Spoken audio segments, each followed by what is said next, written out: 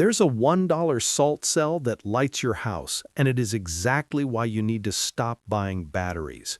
Honestly, it annoys the hell out of me that you're still standing in line at some big box retailer shelling out $20 for a pack of alkaline cylinders that are literally designed to leak and die the moment you actually need them. We are living through a period where every single basic necessity is being turned into a subscription service by stealth. The battery industry is a multi-billion-dollar racket built on the fact that they've convinced you that electricity is something you have to buy in a pressurized can or pull from a grid that's currently held together by duct tape and prayers. You're sitting there watching your utility bills climb while the corporate lie tells you that energy is scarce and expensive. The reality? Energy is everywhere. It's in your kitchen cupboard. It's in the scrap metal in your garage. But they don't want you knowing that because a self-reliant person doesn't generate quarterly dividends for a conglomerate. The truth is, the system is designed to keep you in a high-cost dependency. I'm going to show you exactly how to bypass the battery aisle forever and build a perpetual earth battery using nothing but salt, water, and 2 pieces of metal you'd otherwise throw in the trash.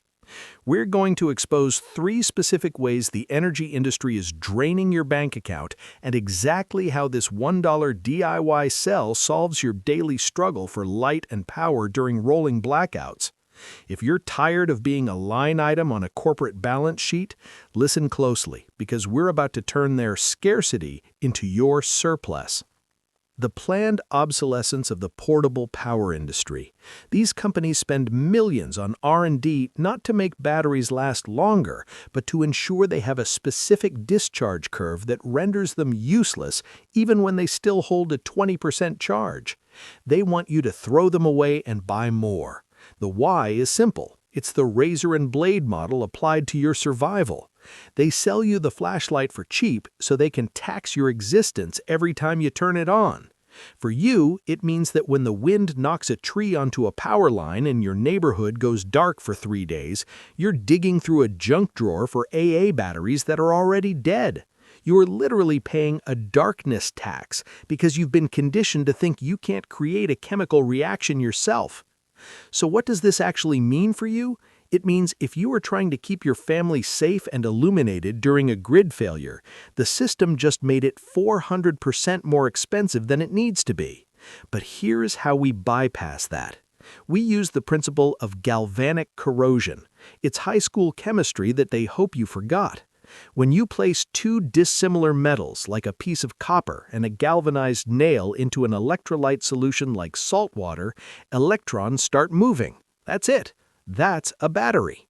By using a $1 bag of table salt and some scrap metal, you create a saltwater fuel cell that can run an LED light for weeks. No expiration date, no corporate middleman.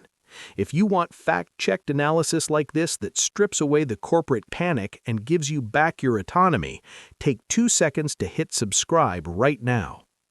Now let's look at the green energy facade.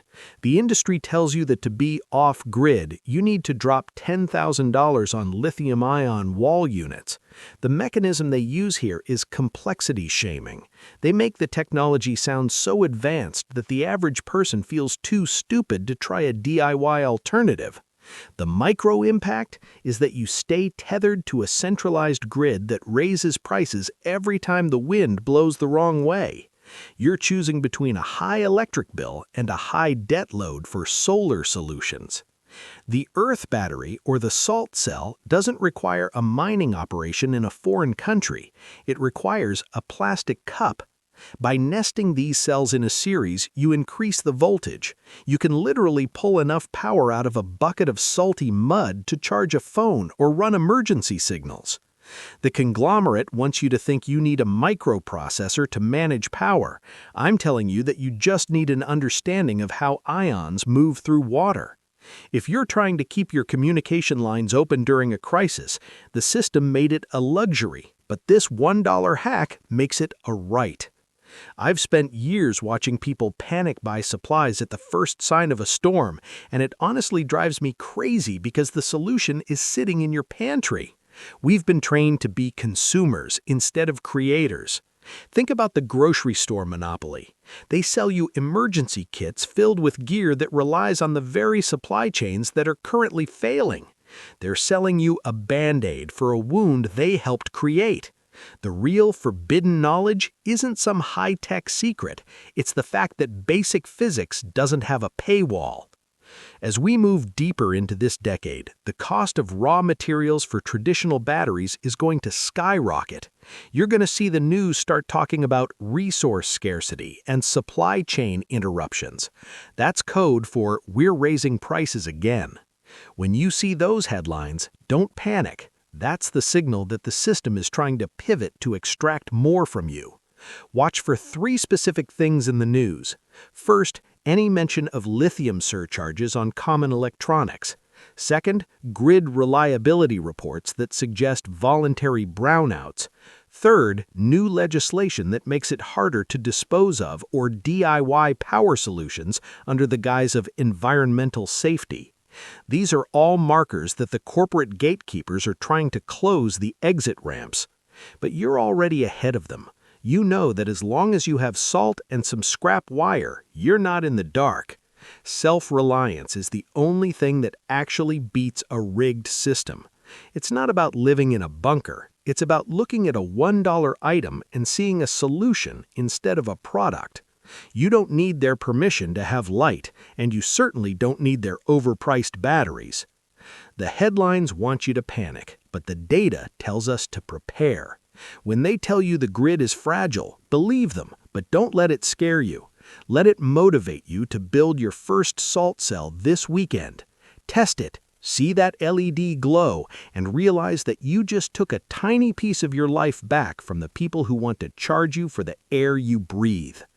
I will be tracking these economic shifts and survival bypasses for you every week, so make sure you are subscribed. Stay sharp. Stop spending money on things the earth gives you for free, and I'll see you in the next one.